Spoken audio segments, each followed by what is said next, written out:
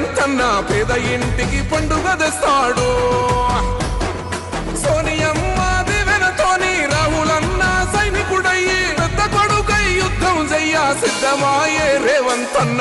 3 రంగుల జెండా పట్టి సింగమోలే కదిలినాడు ఒక్కరో కాంగ్రెస్ సూర్యుడు. మన రేవంత్ అన్న నిగ్గదీసి అడిగే మొనగాడు.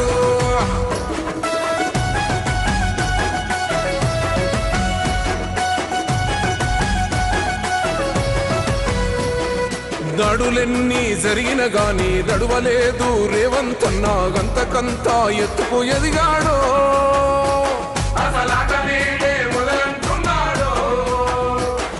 మొక్కనాడు పోలేదు ఒక్కడయ్యి కొట్లాడాడు. అందుకే పెద్ద నాయకుడయ్యాడో.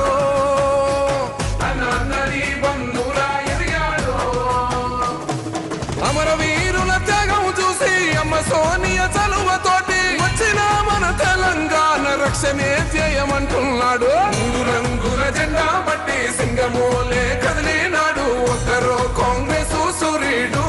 మన రేవంత్ అన్న నిగ్గదీసి అడిగే మొనగాడు.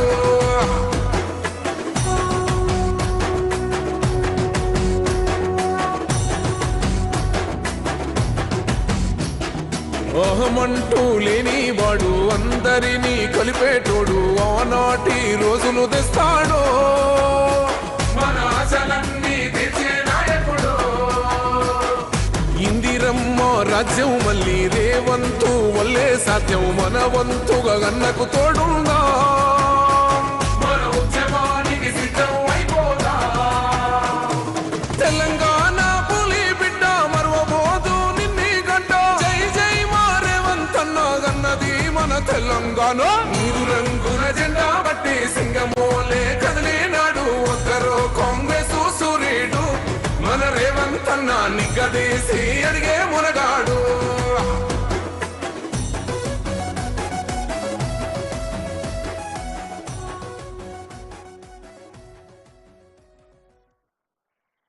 తెలంగాణ రాష్ట్ర గౌరవ ముఖ్యమంత్రి గారు శ్రీ యనుమల రేవంత్ రెడ్డి గారు మన మంచిర్యాల పట్టణానికి ఈరోజు గ్రాడ్యుయేట్ ఎమ్మెల్సీ ఎలక్షన్ల సందర్భంగా గ్రాడ్యుయేట్ ఓటర్స్ అందరినీ కూడా ముఖాముఖి కలుసుకోవడం కోసం ఇక్కడికి రావడం జరిగింది.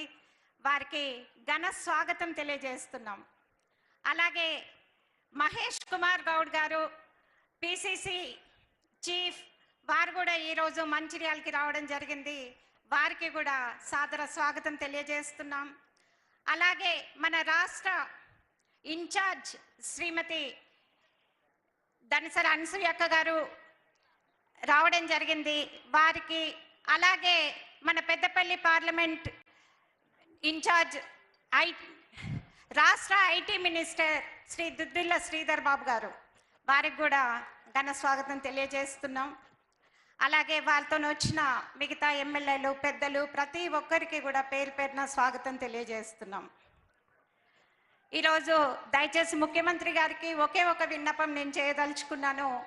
మంచిర్యాల జిల్లా ఎప్పుడు కూడా కాంగ్రెస్ పార్టీని ఆదరించింది.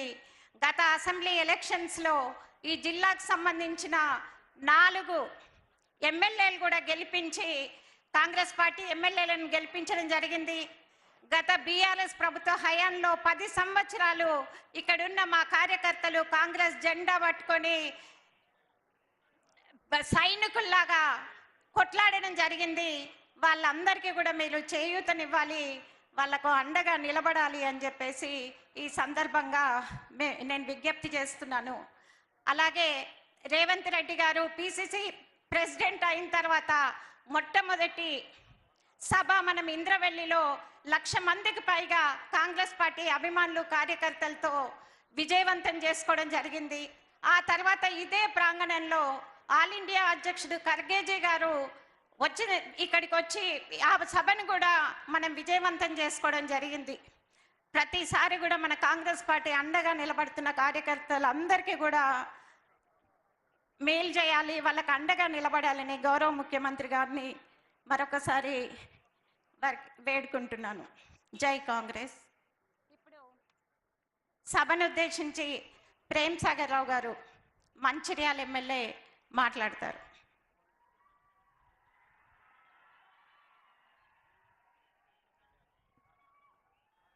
సభాధ్యక్షురాలు మంచిర్యాల జిల్లా అధ్యక్షురాలు సురేఖ గారు, అదేవిధంగా ఈరోజు